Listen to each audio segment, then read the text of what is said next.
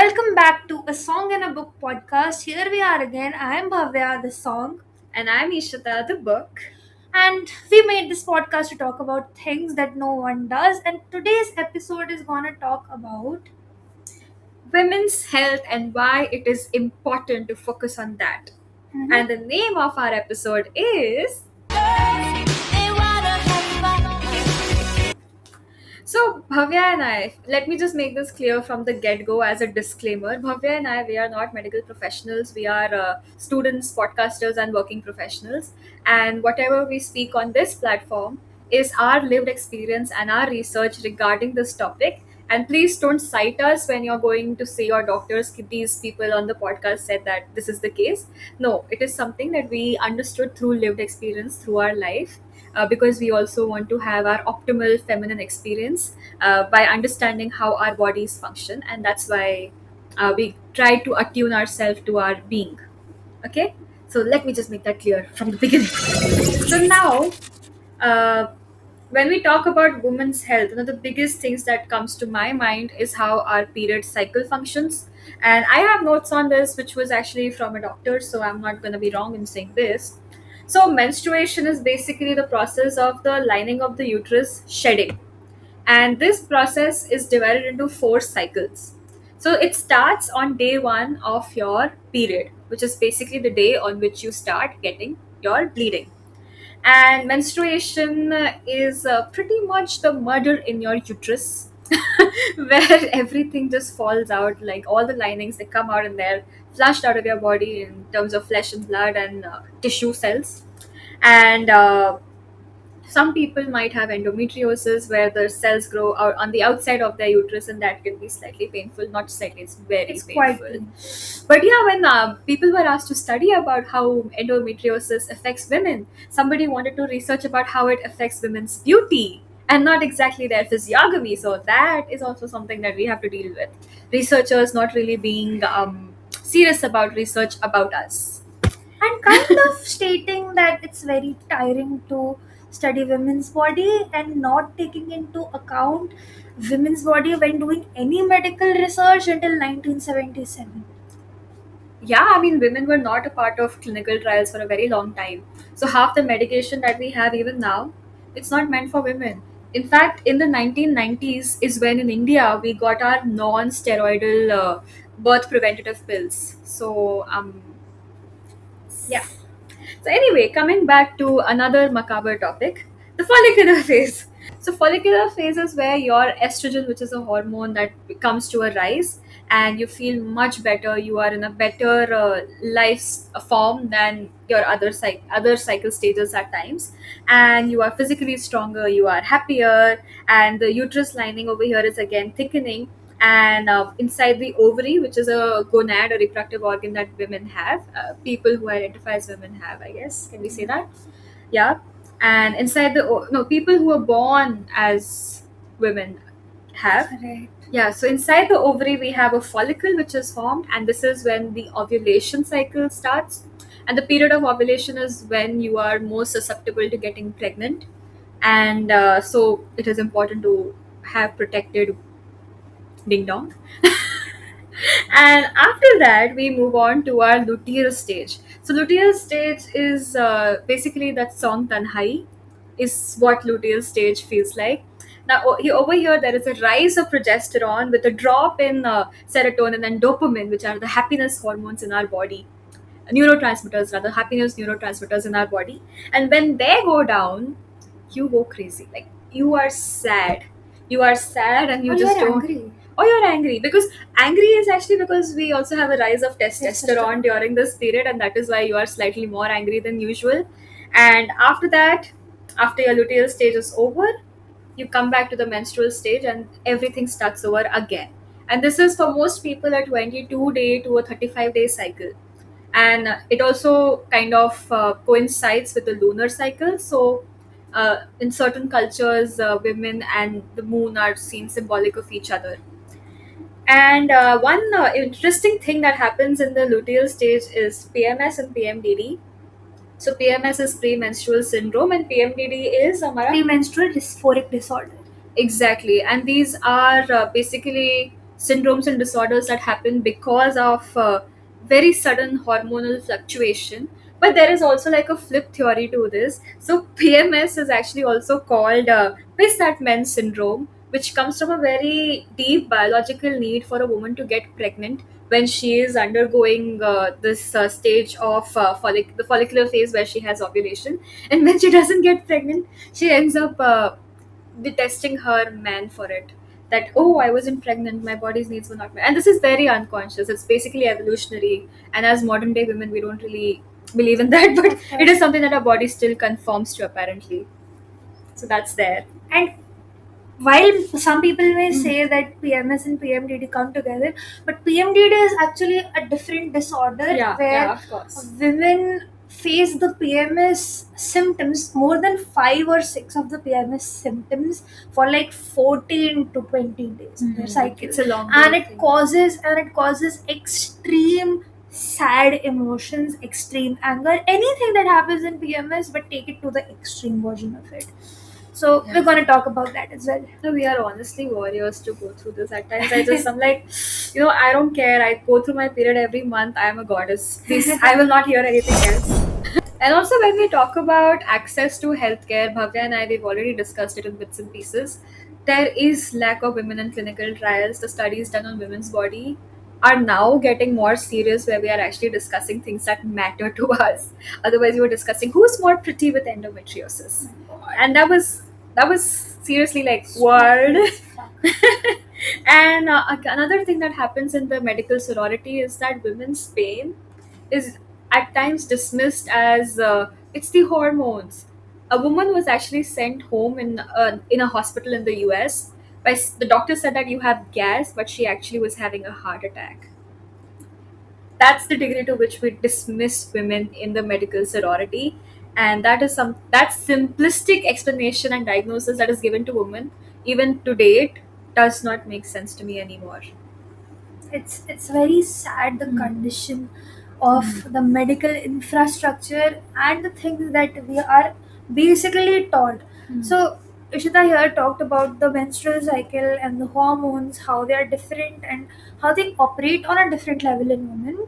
I would like to talk about the physical health and nutritional requirements and the standards that are set around women. So it is often seen that once a woman hits puberty, at the age of 14, 60% of the girls who used to participate in sports, who used to be very active before they got periods, they just stop doing the sport or doing that activity because again they get uncomfortable with what is happening to their bodies, and no one actually tells them that this is a change, like this is a physical change that is occurring.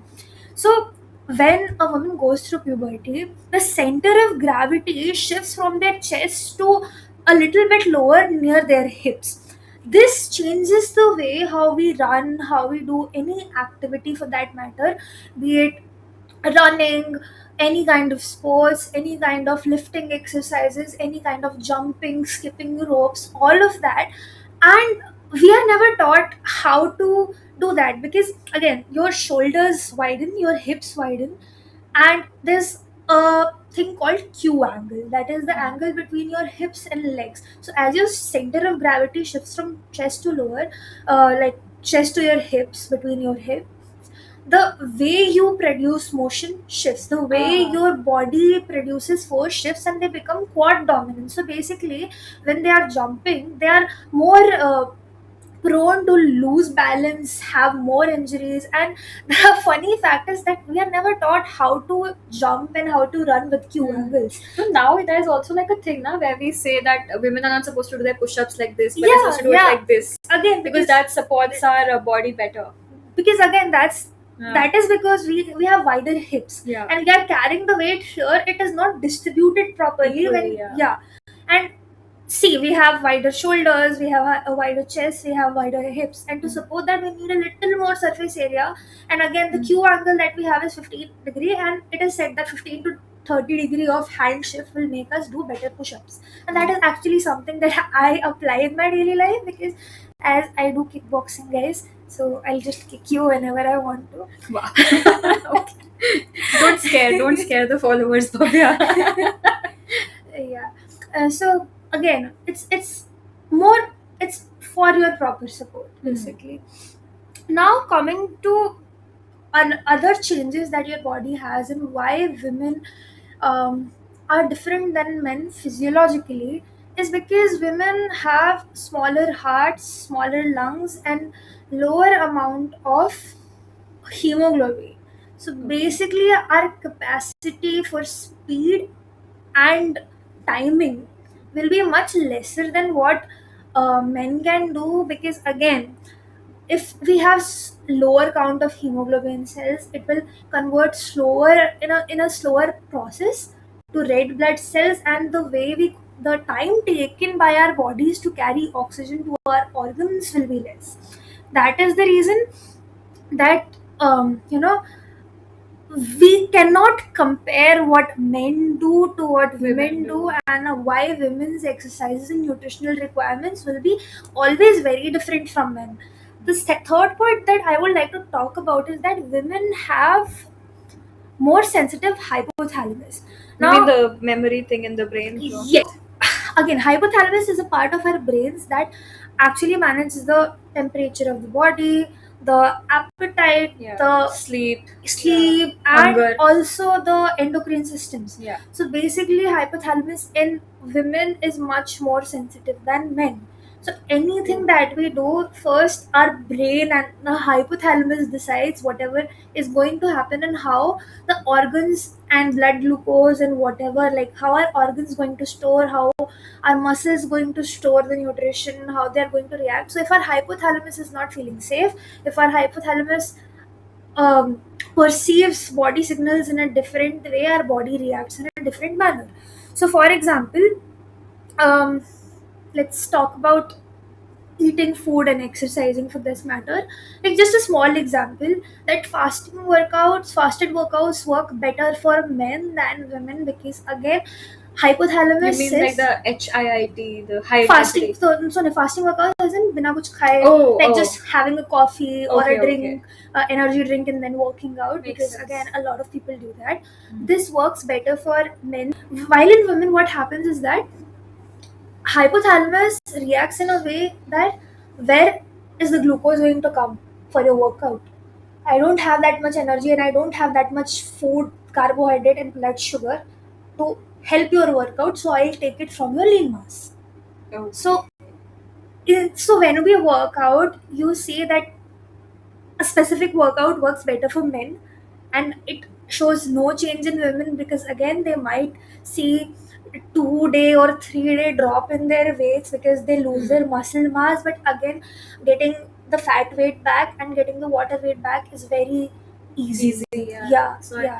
So again, it's just a difference in how the bodies work, and not a lot of people know about it. And that is true. Like women, even now, after so many years of medical advancement, are still trying to fit into a man's world. Exactly. And Yeah. it is a scientific. I was just reading a scientific research paper, and it said that men only need 15 calories per kg of fat-free mass to repair their systems and be like in a normal zone, whereas women needs 30 calories per kg of fat-free mass uh, to stay in a normal state. And this just Blows your mind. blows your minds. And also the fact that calories in, calories out, calories we'll have to like lower our calories that we eat, No. etc, etc. No, bro, no. Have your food, because again, a lot of nutritionists will like tell you to, not exactly nutritionists, but these apps, I won't name the apps, but they will say that, in order to lose weight in this stipulated amount of time, you need to have like 1300 Calorie calories, deficit. and then you'll have to like work out. And I'm like, no, you'll only lose your muscle mass that is helping you to build your um, metabolism. So don't do that. Have at least 1700 calories of food, because that's normal maintenance. You don't need to starve yourself for anything. And that's the diet culture, na, at the end of Yeah, it. if you eat less, you weigh less, but that's not the case. If you eat less, then your body doesn't function properly, and that is why you are sick. You're not weighing less. And you're always waking up tired, thinking that why is this workout not helping you? Exactly. Yep. And the calorie standards, the BMI, they do not take into account the different kind of physiologies that women have. They do not take into account the muscle mass density. So it's better not to Rely on that. rely on, like, whenever you're working out and taking your food, rely on the energy levels that you feel, rely on how it's impacting you from inside. Like, do you feel So, better? like more lifestyle Yes, related related. impacts. Do you feel more strength? Can you, like, has your stamina increased? Do you see yourself walking 3 stairs without losing your breath? Those are the changes that you should see instead of, like, the scale. Now that we have taken a whole deep dive into women's health, about physical health, about the nutritional value, as well as the period and hormonal cycle, how many of your male friends do you think know all about this? I would say that in 8th grade we did have a chapter about reproductive health, so everybody did get primed into this. But I don't think anybody up until they had their own partners really read into this more. But then now that we're like around 20 something year old, there are questions, there is curiosity about it, and I think that is good. But what I believe is that you should have like a dining table conversation at home as a 12-year-old kid with your parents about this. A proper deep dive. Of course. And do you remember the time when in 8th grade that chapter was introduced? There was so much stigma about it. People were just laughing, and even girls used to be uncomfortable talking about it in the class. It's, I mean, this is There were all change. these niggers. Every time the teacher would turn to face the board, then the boys would be like, I'm like, I don't know if she's today's talking generation- about your body, bitches. Come on. And I don't know if today's generation, like the Gen Alphas, are like that, or was it just us who faced it? I think they're more open about it because it was like I was around 17 when I used to talk about periods openly with my dad. And then I would be like, Papa, I'm not feeling good. Can you just give me a massage? I have my period going on. But my cousin, who is a Gen Alpha, very openly talks about it at home, and there is no stigma attached to it at all. So I Interesting. think it's different for them, and it's better for And it's them. good that it's changing. Yeah, but then again, tier 1 city, tier Of 1. course, of course, of course. So that privilege we will again acknowledge. Yeah. Because in certain households, I'm sure that's not the case at all. Definitely. What about you?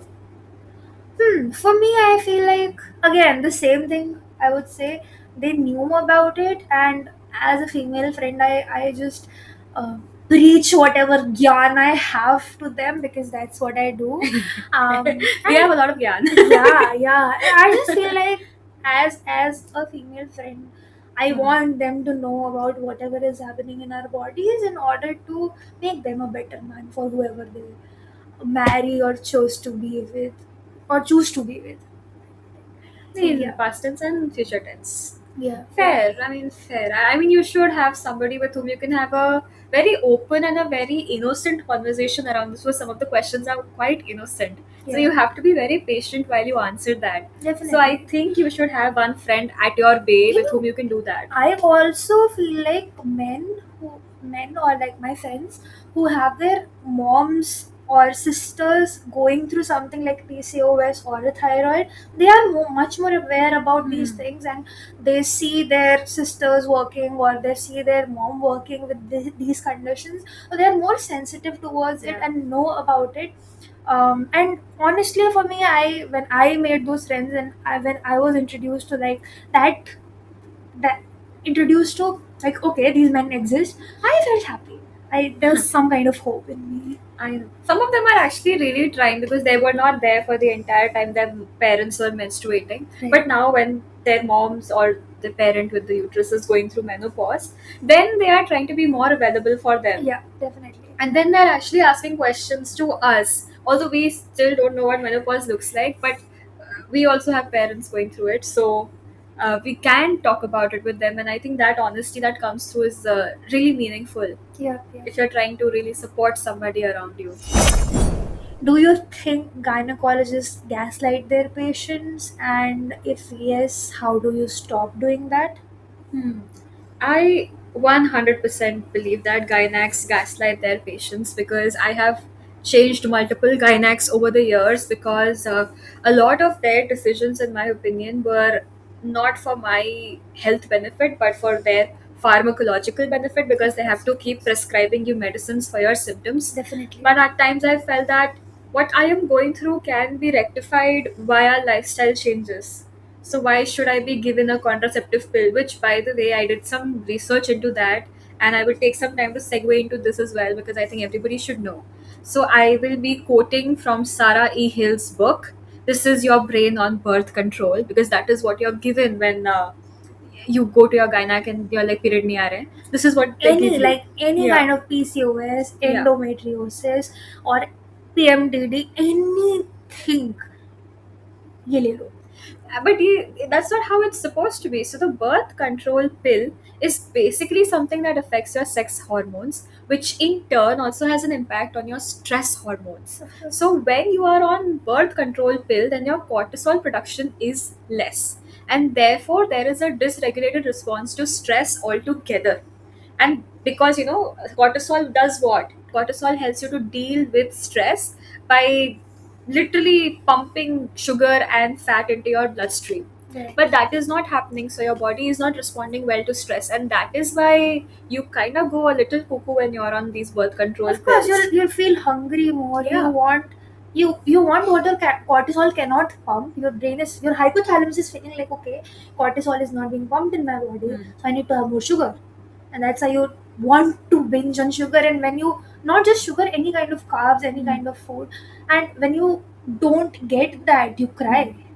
Yeah, Like, that's that's the like and extreme there are a responses. bunch of things. There's heart diseases. There are like skin diseases that can pop out of the usage of birth control pills, and all of that is now being debunked, and some countries are also calling them grade 1 Yeah, carcinogens. So when gynecologists, they disregard all your other symptoms, and they're like, oh, you're not getting your period, let me just pop a pill into your mouth. So now that is something that I'm not okay with because these pills in the long run are very bad, and when you are off them it is even worse because you feel a kind of depression that is very difficult to get out of. definitely. Yeah. And it's a pill induced depression. So I think another pill which will be like an anxiety or a depression pill can be the best solution to get out of it, I guess, because your body is trying to flush everything out with every menstrual cycle that you have there onwards. So yeah, the solution over here in my opinion can be that doctors adopt a kind of approach which is less pharmaceutical Yeah. and more in alignment with what natural faculties we already have. Like one of the easiest way for us to regulate our nervous system is by taking deep breaths. Yeah. So you can always promote that, do yoga, do pranayam, that will help you with your mental health, and then do hardcore exercise that will help you with your physical health, and balance your diet. So when you have these things in order, then you will not be fully dependent on the pill, and that should be your last resort. All right, so we've actually had a very invigorating conversation so far, but I also wanted to talk about something that has been something that we've seen on the rise for the past 4 5 years, where everybody is popping supplements. Some supplements, somebody is having curcumin, somebody is having iron, zinc, B12 together. Right. So, what is your take on this growing supplement market of our country? I personally feel like India doesn't have very good or very secure food laws and restrictions regarding what is happening to your food. There's no transparency regarding it. So what started with a basic vegetable or a grain on farmland and what we are receiving in the market, there is a huge gap because we don't know what is happening with that product. And when we don't know if the product that we are eating, that we are shopping and getting from the markets, is actually nutritional or not, because again everybody is eating it. Most of the people nowadays are facing vitamin D, vitamin B12 iron, these deficiencies are so common. Magnesium, all of these deficiencies are so common, and I personally feel like it is because they're not getting it from our nutrition and environment.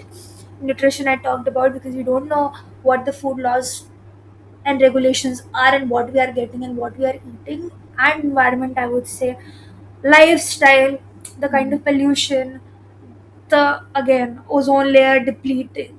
And we love our country. Let me just say that. Yeah, and this is happening worldwide. Yeah, this is This is happening worldwide. Hmm. Okay, some countries, like there are countries which have good food laws, but again, US doesn't have, Yeah, and fair. a lot of other countries don't have good food laws. So again, taking that fact into the into the hand, I personally feel like when you see that your blood reports are having like vitamin D deficiency, B12 deficiency, you have to take it. Taking them in, even in smaller amounts, just because you want to be healthy, is also okay, because again, whatever comes in the market is not going to cause you like extreme what is the word for it, Damage. yeah, extreme damage or toxicity, because again, it's very difficult to get to those levels of any vitamins from a regular supplement. If if the supplement is actually harmful and can cause toxicity, you will see effects like, acidity. You are not being able to digest that supplement, you are not feeling hungry, and you'll see those changes in the body. So I personally feel like for women especially, vitamin D, B12, magnesium, and iron is becoming important, because our food doesn't have it. Yeah, correct. Our food doesn't have it, and our environment is not supportive. So now that we have talked about a plethora of things of how women's body work and how it affects the way we work, so now it comes to the questions that how our decisions are impacted by the changes happening in our body, and how do you think the decisions of marriage and childbirth are impacted by all of this, and vice versa? Okay. So I actually have two technical answers. One is sociological and the other one is physiological. But before I get into that, I would like to ask one question. Do you know your mom's favorite sweet? Actually, I do. You do? Yeah. Well, most people don't. And one of the reasons why I started learning more about it was because my nani passed away. And it took my nani passing away for me to realize that my mother's primary caregiver, even in her 40s, was her own mother, and nobody else really stepped forward and took up that role up until then. And that is the lived reality of several Indian women.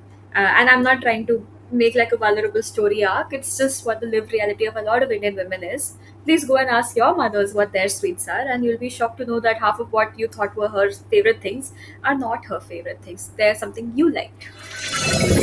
According to National Family Health Survey, which is NFHS, the fifth part of it, the average age of marriage in Indian women jumped from 19.3 years in 2005 to 22.1 year in 2021. And that actually speaks a lot about the fact that more women in these years have gone into the institution of education, and they have led more financially stable lives on their own. And that has led for them to take marriage as a choice in their life, and not as a necessity towards their womanhood. Right. And a 2021 survey by Center for Monitoring Indian Economy actually stated that 47% Indian women leave jobs within 5 years of marriage. And one of the leading reasons why women leave their jobs is childbirth, and how the entire part of the child care falls on them. They become the primary caretakers of the children without having sufficient support for themselves and the child, because childbirth is also a traumatic experience for a woman's Of body. course, of course. And on top of that, a newborn child has to be fed every 40 minutes. And when you get back to work within 6 months of childbirth, you are not able to do that. And that creates a kind of separation anxiety and a kind of guilt within the mother herself. And that is one reason why most of us just don't work for at least 5 years after 5 years post marriage. Then working women spend 5 hours daily doing household domestic work compared to men who spend So sad. 1.5 hours doing household chores. So women, they work for 8 hours in the office, come back home, work for 5 hours more. Men work for 8 hours in the office, come back home, work for 1.5 hours more. So that's 9.5 as opposed to 13.5. It's very sad. The That's numbers are very skewed. sad. And another thing that I feel is a very big factor is that women, they become emotionally mature at the age of 30, 32, whereas men become emotionally mature at the age of 40, 43. So when you marry, the ideal age, which we call the biological clock ticking age, is like your mid to late 20s, right? That's what we, in India at least, we call it. Bhavya. I understand the facial expressions, I have the same. That's considered the ideal age. But at that time, the man is just not there. The man is not emotionally at a level where he can support you as a co caregiver in your life. No wonder men are suffering from this Male epidemic. again, again, we bring in the loneliness epidemic into the picture. You know? And there is something known as man keeping that women do a lot. So, man keeping is basically when you look after the man's physical, psychological, and economic needs. I mean, not economic mostly, but like how do you make the financial finances work in the house? And that is what women end up doing. They hold space for their own emotions and then for the man that they married. So that is double the hard work that they have to do, and men are a lot into This social slacking. this They're, makes yeah. me actually ask you one question, or just wonder about the fact that since we are seeing that men are not available for their children while growing up, can we say that Indian families are suffering from daddy issues since a lot of generations? I agree, and actually, up until like one generation before us, women had to deal with them because financially they didn't have the means to exit that. They're slogging their asses off at corporate jobs so that they can have their own independent version of financial freedom from all these customs that you have to get into because you don't have it. Yeah, I mean, India has a generational daddy issue problem. And you know, one of the leading causes for divorces in India It's is in-laws. actually the in-laws. Yeah, I know. Like the meddling in-laws are the leading cause, and I was like, makes sense. See, I'm not that much of a man hater. I do want to marry. I do want to have kids of my own. Marriage as an institution benefits men way more than it benefits women. Like it's literally the life force is drained out of the woman and it is fed to the man. Literally, if I had to picturize marriage, that is what it is at times. And as women of today's day and age, do you really want to get into that? Is my question. Personally, I feel like this is just my opinion at this point of time. I don't know what is going to happen in the future, but I personally feel like I've given up the idea of marriage and childbirth, like very, very, very, very um, adamant on not having a child, because again, the world's population is increasing. We don't need more children. That's something that I I personally feel. But I also feel like I'm very comfortable with being with myself, and since I was since I have moved out of my home at a young age, I feel like it brings the kind of independence, and you are doing all of your work by yourself, you're handling your documents by yourself, you're handling your budget by yourself. So that kind of brings an autonomy, and you start enjoying that. And Yeah. that makes you feel like, why do I even need a man? So, so that happens, and especially with whatever is going on in the society right now, with the kind of The Rape things that we Academy. see. Oh my god, tell me about it. I don't It want just it just feels like, yeah, that's like the most sorted way to think. You know, even I at times have this vision in my head that I'm just living in like a mansion with four of my bestest female friends, and we are That would be so raising a cool. bunch of dogs and a bunch of plants together. And we have a compost thing happening in the backyard, and we have a front yard where we have evening yoga parties and everything, And we and we're have a chilling. cafe and library. Yeah, the cafe, the library, along with like a meditation room. I mean, I imagine that version of life, and I'm like, that is also going to be an amazing life. Yeah. And the marriage again, I'm like, marriage Just no is to vision a spec to uncertainty. you, so you Yeah. want to go through it, I guess. But yeah, coming back to the point in hand, so I've discussed childbirth, I've discussed partnership, I've discussed in laws. I have discussed the age of marrying moving ahead because of more education, more financial freedom, and more women choosing not to be in this institution of marriage, because now we are finally at a position where we can not only realize, but we can also see for ourselves that it is not something that is benefiting us as individuals, Right. because the majority of the load falls on us, Definitely. women. I mean, women. And another thing that I would like to go to, this was the sociological angle to it, sociological and economical angle to it. Coming to the physiological angle, so Dr. Gabor Mate, he's basically he's a psycho-neuroimmunologist, and he says that 80% of autoimmune diseases happen in women. And autoimmune disease in the language of meta health basically stands for suppressed long term emotions, where Of you did course. not express something that you were supposed to express, and that culminated into a disease which now you have to look at. Of course. Of course. Okay, and that is what autoimmune diseases actually are. And the root cause of autoimmune diseases is a genetic. You can get a genetic test to see whether you are somebody who's predisposed to them, and accordingly decide to marry. And then you have something known as a leaky gut, as in your metabolism and your gut issues make it something that is more susceptible to catching autoimmune diseases, like Okay. building one rather. You don't catch them, you build them. Interesting. And another thing is triggers, and those triggers can be hormonal or they can be traumatic. Of course. So it can be menopause that is leading to this, or it could also be childbirth that is leading to it, or it could be a very disturbed marriage that is leading to it. Of course. Yeah. Right, so you don't know, but you'll have to see in, like, you'll have to properly have a look into these different kinds of causes in order to analyze from where you're getting your autoimmune disease and work on that trigger, be it biological or be it something that comes from your environment. Yeah. So the symptoms of autoimmune diseases are also very non-specific. You face fatigue, you are always tired, you are exhausted, you have inflammation, you have joint pain, and these are general symptoms. And then depending on the organ or the group of organs that has been targeted, you have specific diseases. Like type 1 diabetes targets pancreas, Hashimoto thyroiditis targets your Thyroid gland. thyroid gland. So because of that also you have certain specific diseases, be it like brittle nails or a bad scalp health or hair fall, that is more Hashimoto thyroiditis related.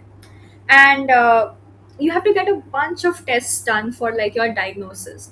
And here's where again the question of affordability and accessibility comes into the picture, because a lot of women, especially those who come from tier 2, tier 3 and below cities, don't have the freedom to go and seek medical advice for what is happening inside of them, and they also don't have the vocabulary to verbalize that to the people around them who could Definitely. possibly help them with it. Right. And on top of that, the tests are expensive. You have to get tests that cost upwards of like 10,000 Indian rupees, and not every household can afford that for somebody's health. And on top of that, these diseases don't really have a cure. They basically require a bunch of lifestyle changes, which might basically mean that you will have to leave or disengage with some of the environmental triggers in your life, which could also be your family. Of course. This makes me think when you say that when we know Hmm. that autoimmune diseases are something that have been going on from generations, and when Hmm. we talk about like thyroid and diabetes, I also think about the fact that why is it said, or why do they cause infertility? Hmm. Because my understanding, in my opinion, and like from a spiritual perspective, if I take on to it, I personally feel like it's saying the body has gone through enough trauma that it Hmm. doesn't want to pass that on to next generation and Hmm. stop it here. And if Yeah. it doesn't stop, it translates into an autoimmune disease, or like the effects of that autoimmune disease, like they just grow. Ah. And on top of that, I think infertility, again, is coming from like a quasi spiritual perspective, is Yeah. that when your environment is not safe for a Exactly. child to be brought into, then your body automatically revolts against it too. Yeah. Yeah. Like there are several signs, you just have to be on the lookout of them. And on top of that, another thing that women face a lot is functional diseases. Hmm. Like irritable bowel syndrome is one, Right. Right. inflamed gut is one. There isn't any medication for it. But a lot of women, for unexplained reasons, go through these diseases for a big chunk of their life.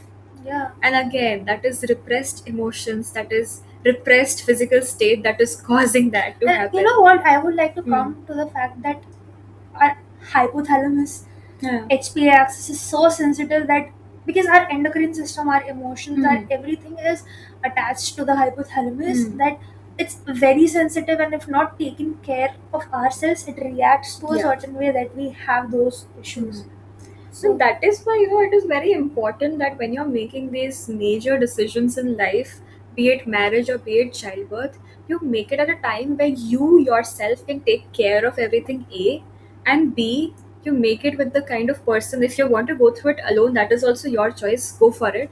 But if you're going through it with somebody, especially when it comes to an Indian family where you don't live in a nuclear family network, even if it's just you, baby and baba, but uske baad bhi, if you want to make this decision, that you have to be very mindful about how will the aftercare look like, how definitely, will you be taken care of, yeah, who will take care of you. And if it's just your mother, then I'm sorry, you married the wrong person, the wrong guy, girl, whatever.